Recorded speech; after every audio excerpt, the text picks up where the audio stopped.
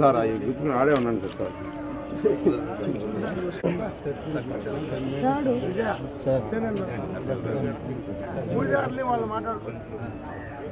Files వేసేసాం sir. ఇప్పుడు reverse tendering వచ్చాక ఫైల్స్ కనెక్టింగ్ బీమ్స్ క్యాప్స్ మనం పెట్టింది వేరు ఫస్ట్లో మనం పెట్టింది వేరు ఫస్ట్లో టెన్త్ కూడా చెప్పారు. నెక్స్ట్ గవర్నమెంట్ 30 మీటర్ గతాలు తోకోవద్దు. నేను వదిలేని పని కావాలి మనకు, పబ్లిక్ ఉపయోగపడాలి అంతే. ఇంకా మిగతా అన్ని గత ప్రభుత్వం అయిపోయింది. ఇంకా ఏదో పొలిటికల్గా అంటాం కానీ ఇక్కడ అవుతాయి. ఇప్పుడు నాకు కావాల్సింది ఏంటంటే ఎంత అయింది ఇప్పటికి 1.5 మొత్తం 2.8 ఎన్సీసీ వాళ్ళ కాంట్రాక్ట్ పడదంటే 7 crores అయిపోయింది. అది అయిపోయింది. తర్వాత సిటీ బ్యాలెన్స్లో 4.5 crores తోటి అంటే కాదు, ఆ 7 కోట్లు పెట్టింది ఘాటుకే కదా. అది దానిలో అయిపోయింది. రివర్స్ టెండరింగ్ పిలిచి మళ్ళీ రివర్స్ టెండరింగ్ ఎందుకు పిలిచారు? ఎస్సీ గారు పార్లమెంటరీ గారు ఎవరు 2 సార్లు పిలిచినా ఎవరు వేయలేదు సార్. మళ్ళీ నన్ను పిలిచి పార్లమెంట్ కూడా ఇస్తాం మీరే.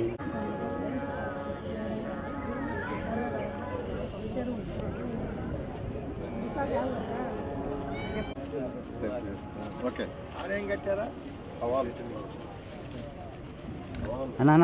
సరే పనులు అయిపోయింది. ఇప్పుడు దీని ఏం చెప్పండి. ఇప్పుడు టెండర్ క్లోజ్ అయిపోయింది.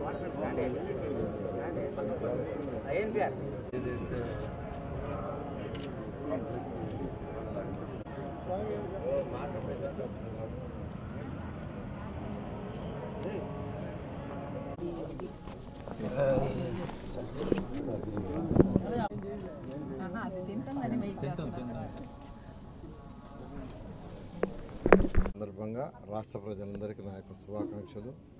ప్రతి ఒక్కరూ ఆరోగ్యాలతో సకల ఐశ్వర్యాలతో ఉండాలని నా భగవంతుడిని కోరుకుంటున్నాను. ఈరోజు ఉదయాన్నే కన్నికా పరమేశ్వరి టెంపుల్ని దర్శించుకోవడం జరిగింది. తర్వాత రంగనాయక స్వామి టెంపుల్. ఈ రంగనాయక స్వామి టెంపుల్లో 2014-19లో నేను మంత్రిగా ఉన్నప్పుడు అప్పుడు ఇక్కడ ఉన్న పూజారులు భక్తులు అడిగింది ఏంటంటే, ఘాటు సైజ్ సరిపోవట్లేదు సార్, పెద్ద ఘాటు కట్టమంటే ఒక చక్కటి ఘాటుని డిజైన్ చేసాము. దాన్ని అప్పుడు మొదలుపెట్టడం జరిగింది. సో ప్రభుత్వం మారటం వల్ల అది అసంపూర్ణంగా వదిలేశారు.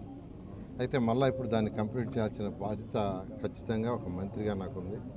దాని మీద ఈరోజు అధికారులతోనూ ప్రజాప్రతినిధులతోనూ ఈ యొక్క టెంపుల్ యొక్క అధికారులతో మరియు పూజారులతో అందరితో కూర్చొని డిస్కస్ చేసాం ఏం చేయాలని.